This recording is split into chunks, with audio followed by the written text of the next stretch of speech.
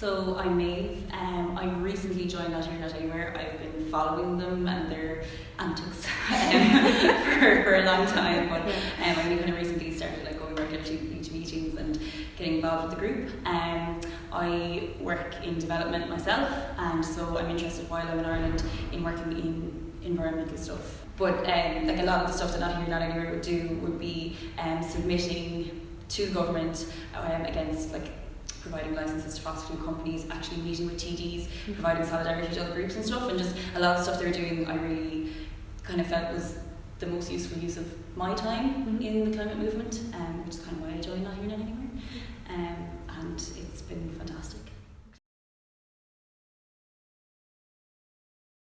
I think I've always sort of been peripherally involved and peripherally sort of being I should do something, I really should get involved now and make this more concrete or whatever. But it was when I went to the protest for the money message outside the Dáil, which is just the most undemocratic process ever, where the government can just block things because it feels like it basically. And it was after that I was chatting to people and I was like, no, okay, one day I'm actually going to go because I've been talking about this for so long. And I talk to people about environmental activism a lot, and it's kind of now I need to put my shoes where my mouth is. That's a phrase. And actually start to do something about it. So that was kind of the thing for me, was that going to that and seeing all these different groups going together who weren't necessarily all environmental activists, but that environmental things affect so many people, even if it's direct provision or anything like that. So I was I need to actually start doing something. There's definitely a lot of room for change. If you think about it, we're not going to meet any of our climate targets for 2020. The Dáil declared a climate emergency, but also has blocked the climate emergency measures bill. Has come up with a climate action plan that really just wants to see more people buy electric cars. But they're unaffordable. How is electricity generated in Ireland? Probably mostly through burning coal. So there's all these different factors, which is and Richard Bruton has talked a lot about how it's people that have to make the small changes in their lives, and actually it's that the government needs to stop fossil fuel exploration, needs to stop and tell other countries to stop it as well, and don't become this hub for gas to be exported to Europe. Because it's creating demand for fracking, it's creating demand for exploration, and we just don't have time for that. Yeah, of course it's important that we all become more conscious and more aware, but us all changing from plastic straws to metal straws it has such a small impact on the global climate change situation that we have right now. And while we need to use less, and it's reduce, reuse, recycle. It's not, recycling is kind of the third most important thing of that.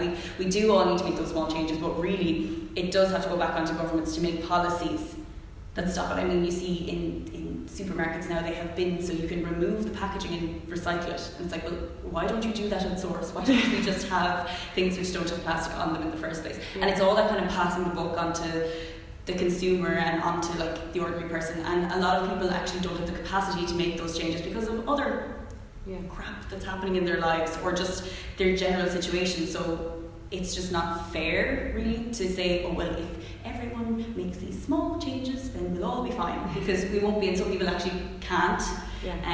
So I personally think do what you can, but there's a lot of sort of beration of people for not choosing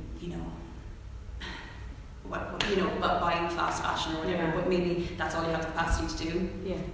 So I think really it is on governments to make the changes that are actually really going to make a difference.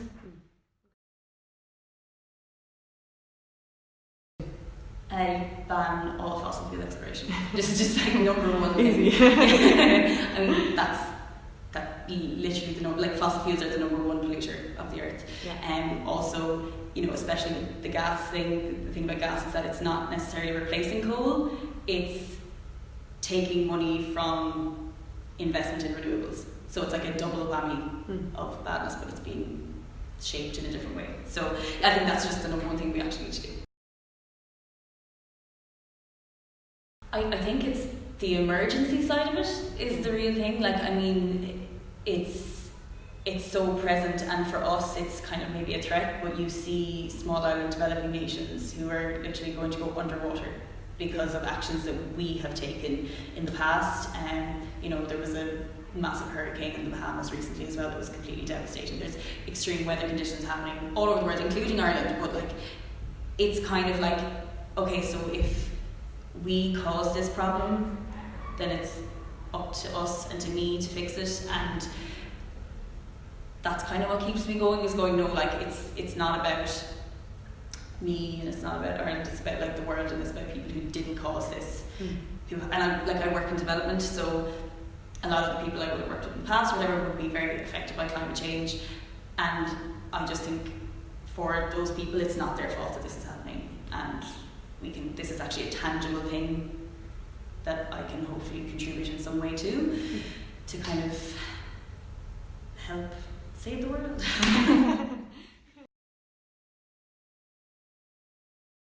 Okay, so we have meetings every Monday evening from 6 o'clock until 8 o'clock in the co-op buildings, and they're open to everyone, and everyone is welcome. We usually have a bit of food, so that's a good draw, as well as the good work that we do. There you go, free food. Don't quote me on that, but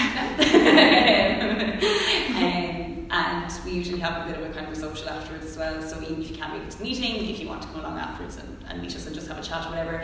Okay. We're also on Instagram and Facebook and Twitter and everything, so you can kind of connect with us there. We have a petition.